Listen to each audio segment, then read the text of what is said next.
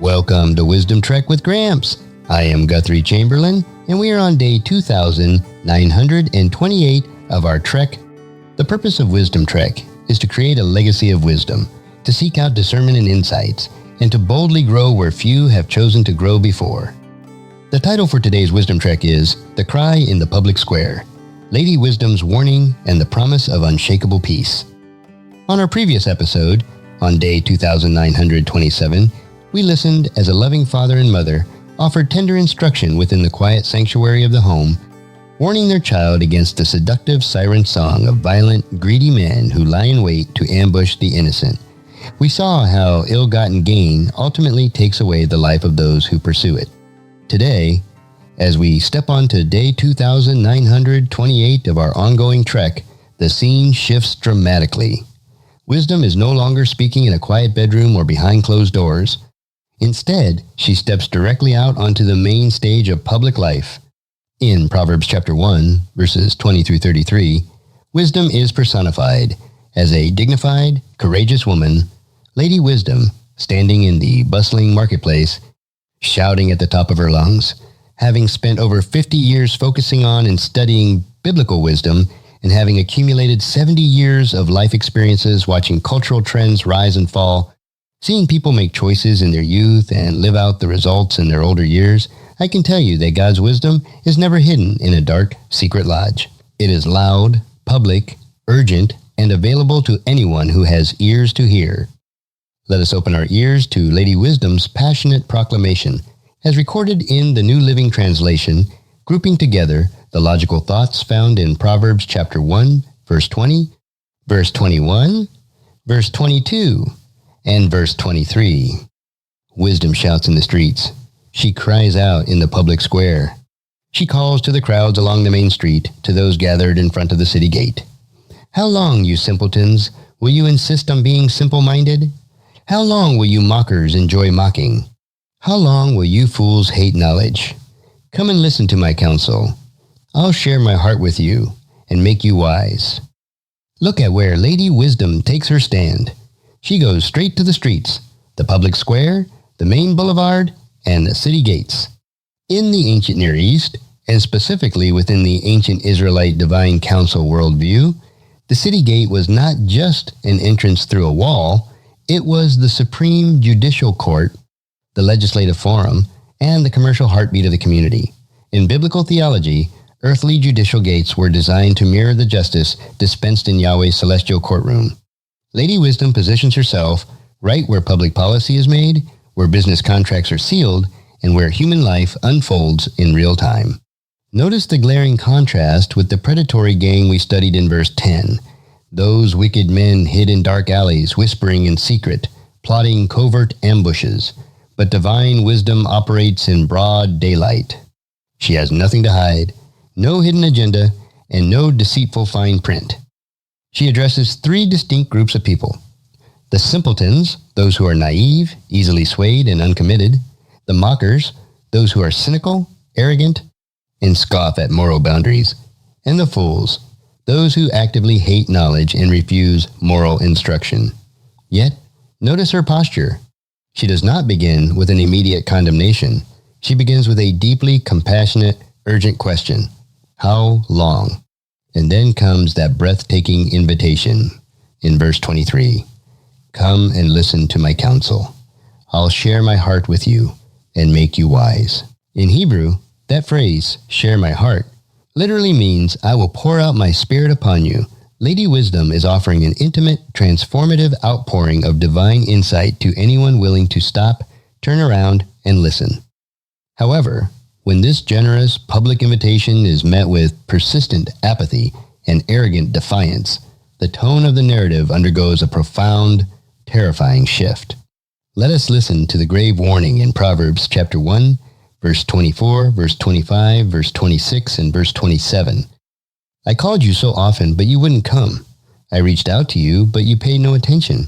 You ignored my advice and rejected the correction I offered. So I will laugh when you are in trouble.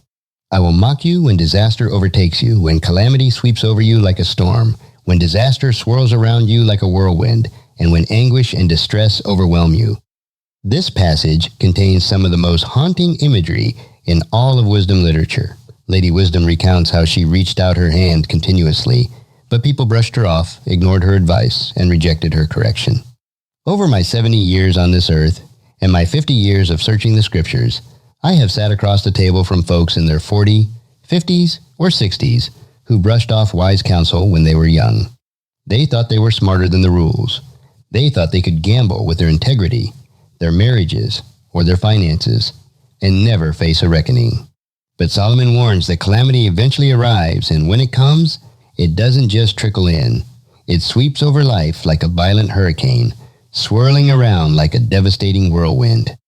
When Lady Wisdom says, "I will laugh when you are in trouble, I will mock you when disaster overtakes you," we must understand this through the lens of divine cause and effect.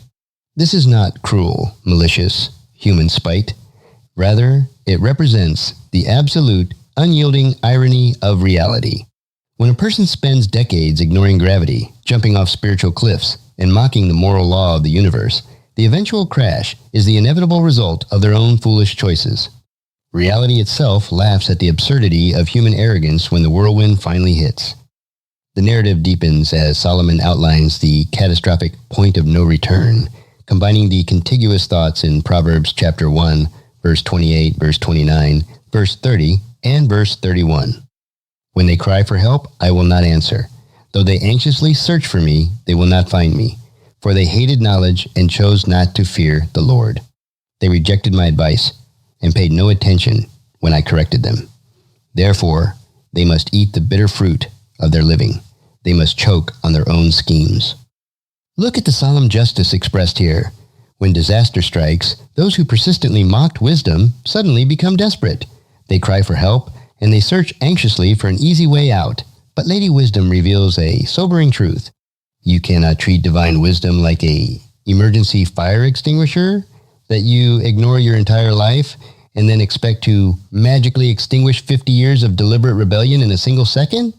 Notice verse 29, which links us right back to the master foundation we established in verse 7. For they hated knowledge and chose not to fear the Lord. The fear of Yahweh is a conscious, deliberate choice. Because they rejected the reverent fear of the Creator, verse 31 delivers the ultimate verdict. Therefore, they must eat the bitter fruit of their living. They must choke on their own schemes.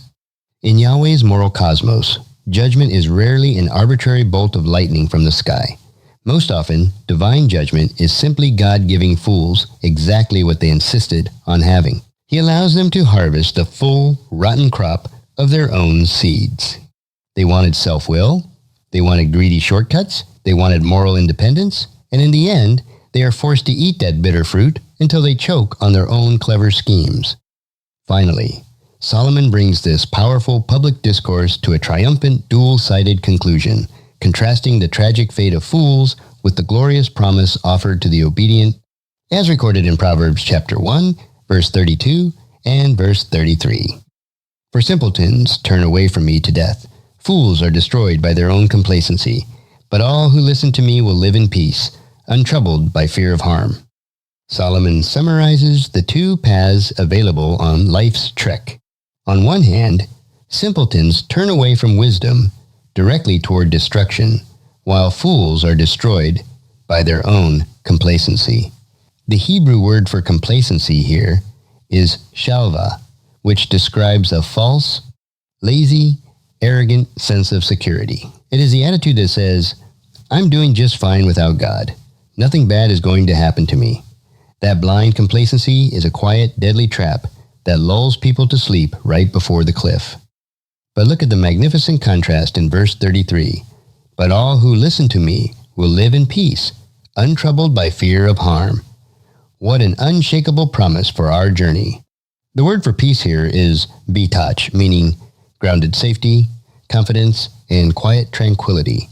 While the storms of calamity swirl around the world, and while the whirlwinds of human crisis batter the culture, the traveler who listens to Lady Wisdom walks through life with an inner quietness.